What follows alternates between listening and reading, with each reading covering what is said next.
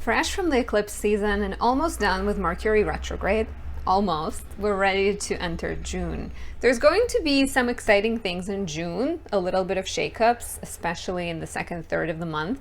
Our relationships and our commitments will get tested, but overall, there's a lot of interesting things. Let's dive in and talk about it in depth.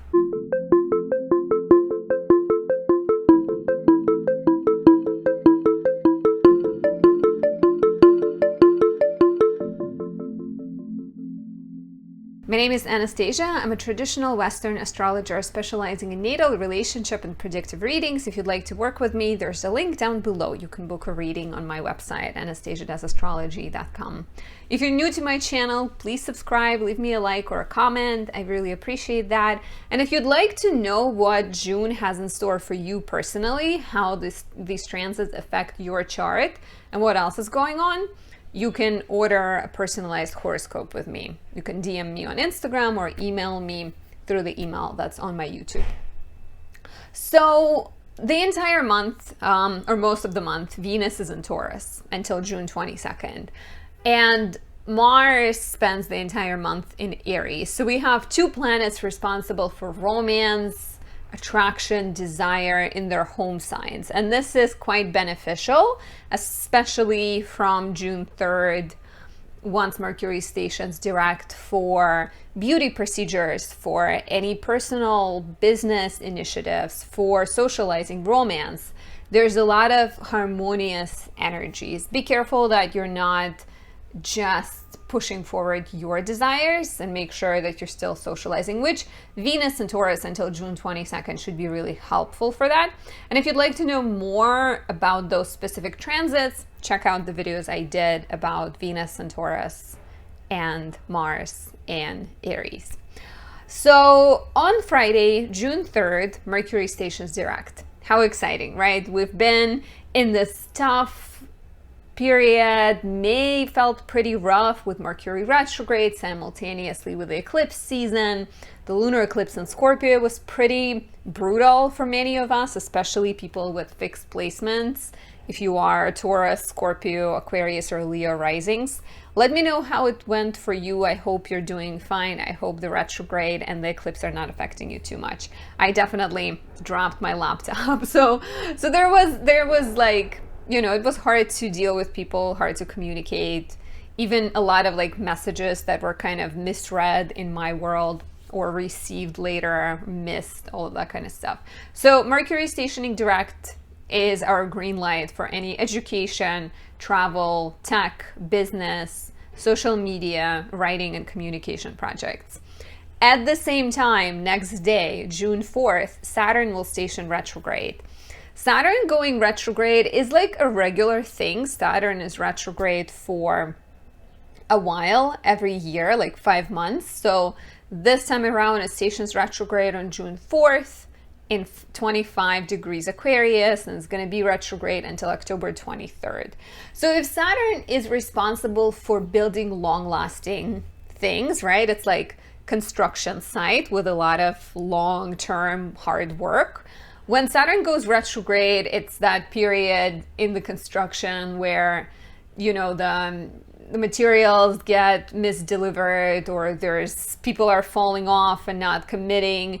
So it's like a troubled middle phase when you have to overcome a lot of difficulty. So whichever sector Saturn is in your chart, that's where you will need to reassess and make adjustments.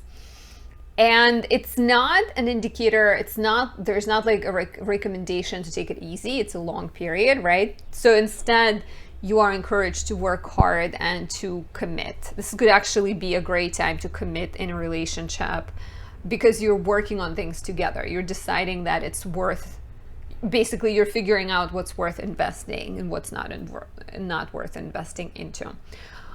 Saturn will get close to a square with Uranus in October, which will be a repetition of some of the 2021 themes.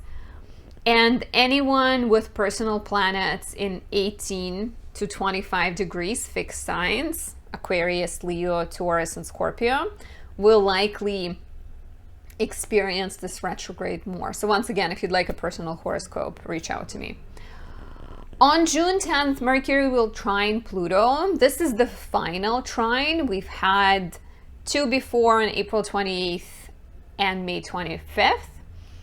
You can expect deeper insights, more focus, more magnetism, powerful speech, great for sales, for debates, for business, negotiating, and for therapy. On June 11th, Venus conjoins Uranus. So that's like that more shaky period. When Venus conjoins Uranus, Venus is beauty, attraction, love, harmony. Uranus is unique things, unusual, shakeups, freedom, independence, like rebellious energy. So you may look for freedom and independence in your relationships, and if anyone tries to tie you down, there's a chance of rebellion. Or your partner may do that, right? Like maybe your partner needs freedom and you try to hold on to them and they kind of pull back. So be aware of that. There is a sense of breakdowns and breakthroughs. If a relationship is shaky, it can break. If it's strong, maybe you break through and you realize something important about each other that brings you closer. If you are a creative individual, this might be the time when, you follow an unusual project and you get recognition for that. You may be attracted to unusual things. You may go for people who don't normally ignite the fire within you.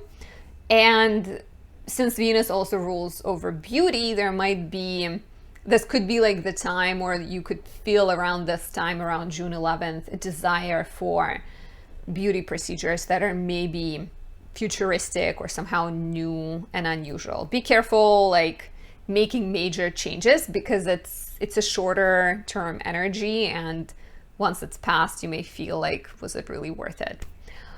This happened on April 22nd, 2021, and it's interesting for me, it's in the 8th house, and the 8th house deals with other people, their resources, and all of the karmic entanglements. And I had a really major realization in therapy.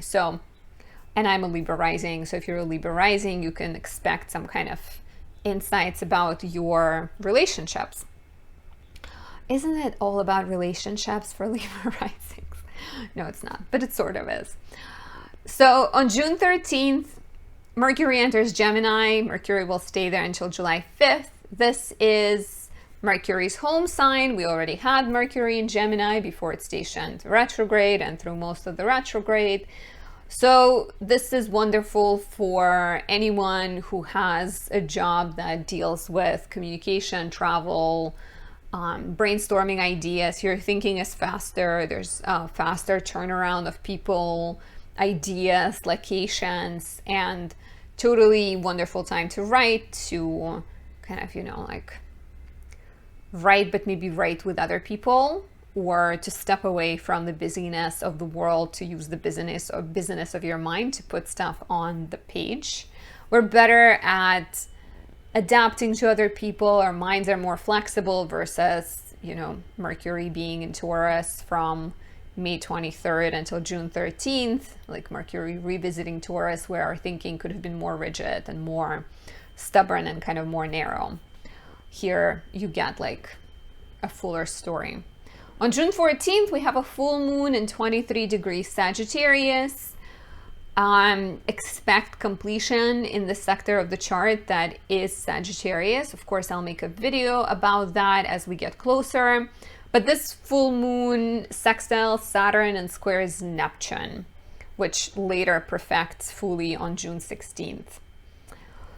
So it's sextile Saturn, so there's a focus on long term. There might be a sense of recognition and planting, or seeds kind of blossoming from something that you would have started 6 months prior to that.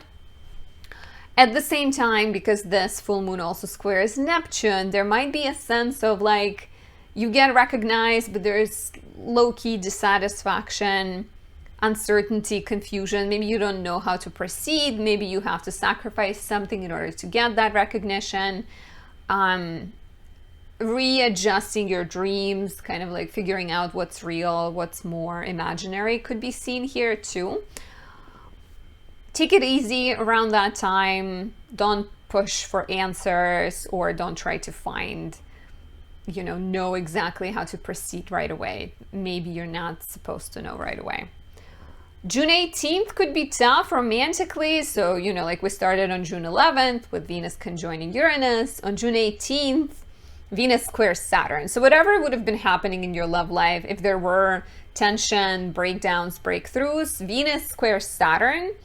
And that tends to be like a bit of a lonely transit, melancholic transit. If you are single, you feel more frustrated about it. If you are in a relationship, maybe you feel like you're not connecting with your partner. So there could be relationship tests, and they could be connected to, long distance or your partner's schedule or some kind of separation that either shows you that this relationship is not feasible or it's actually strengthening your relationship and bringing you closer. There might be delays and issues that you're facing on your way towards your goals and kind of, feeling dissatisfied or blocked for the time being. Yet hard work is rewarded, commitment is rewarded. Putting time on your own into things you're passionate about, like say you are an artist and you kind of lock yourself and work on your own. This is great for working alone because you're likely not going to agree with people around that time. On June 19th, though, Venus sextiles Neptune. So there's this sense of like release, maybe being more altruistic, maybe being more generous, more creative gives you a sense of satisfaction. Or because you struggled a little bit, something nice happens, right? Like somebody gives you a free croissant at a local bakery and you feel like it was all worth it. Or your partner is extra sensitive to you and your needs. Maybe they plan a fun date, so there could be like a respite, a happier time. On June 20th, Mercury will sextile Jupiter. It happened before on April 27th and May 19th. A harmonious aspect. Feels like you may be adapting, maybe you're making adjustments to your education, travel, any future plans that deal with expansion, and definitely a note of optimism and hope, and great for any kind of intellectual projects. June 21st, Venus will trine Pluto, so this is great romantically. There's like passion, intensity, depth to your relationships. Great sex vibes, so plan a fun night with your partner. Sun enters Cancer, and Sun entering Cancer is the summer solstice, right? The turning point in the year. And this will affect the Cancer house in your chart, so we'll talk about that when we get there. But Cancer season is a bit of a switch. Mercury is still in Gemini at this point, right? Venus is in Gemini, so it's not like you're suddenly gonna go and hermit. But, Venus is actually in Taurus. It enters Gemini the next day. But you seek comfort. You build a nest, depending on which house it is in your chart. You seek comfort, you seek loyalty, you seek like a warm blanket in that sector. And you find more joy in familial, loyal relationships and food. On June 22nd, Venus enters Gemini. She will stay there until July 17th. Here, Venus is in the domain of Mercury, and she becomes very mercurial, right? Like if Venus describes what we're drawn to, when Venus is in Gemini, you're drawn to chatty people. You are more chatty. You're turned on by words. You're turned on by ideas. You're more experimental, more open-minded. You are more interested in games that stimulate your intellect, so like puzzles, trivia, going to a museum, and there might be a faster turnaround of people in your love life. On June 27th, Mars in Aries will sextile Saturn in Aquarius. This is great for physical labor, for if you're an athlete, making sure you're bettering your time, even if you're not an athlete and you're like a runner. I guess if you are a runner, you're sort of an athlete. Anyways, I digress. But great for manual work, working on the home, DIY projects, competing possibly. You are persevering, you're determined. Here you get like this young soldier working together hand in hand with a weathered general. And they're kind of like the general's experience is helping the soldier to achieve the goals. So whatever you are interested in, you will likely work at it slowly and patiently, deliberately, and with a lot of perseverance. And finally, June 28th is a really important big date. We have Neptune stationing retrograde early that day. So for the next 5 months, Neptune will be retrograde. And this is the period where we may have to face certain illusions, delusions, and addictive habits. You may realize what's real and what's imaginary. You know, what is the actual purpose behind your goals? What is the actual truth of a matter? You may have like a rude awakening when it comes to certain relationships or habits. Great time, this entire period of Neptune retrograde is like, you know, lovely for going within, working on your spiritual self-development, meditating, journaling regularly, and connecting with people who you trust and who can maybe give you some kind of rational perspective. The same day we have a new moon in 7 degrees Cancer. This new moon squares Jupiter in Aries. So a bit of a tension between you wanting to stay cozy and you wanting to pursue goals that deal with warmth and personal emotional satisfaction, and Jupiter in Aries just pushing you to go, go, go, be faster, and, you know, reach all of your goals right now. So you will feel likely a little bit of tension between that, you know, but I want to be comfortable and maybe I don't feel ready for it yet. And Jupiter being like, but this is what it's all about. I have Jupiter in Aries natally, so I feel like I'm channeling it as I'm saying this. Getting in touch with my Jupiter in Aries as it's transiting through Aries too. So watch out for the tendency to overdo it. We will take it through all 12 signs as it gets closer. But it's best to show moderation and avoid taking on too much. The same day, Venus also sextiles Jupiter, and this is lovely for creative pursuits, for getting recognition.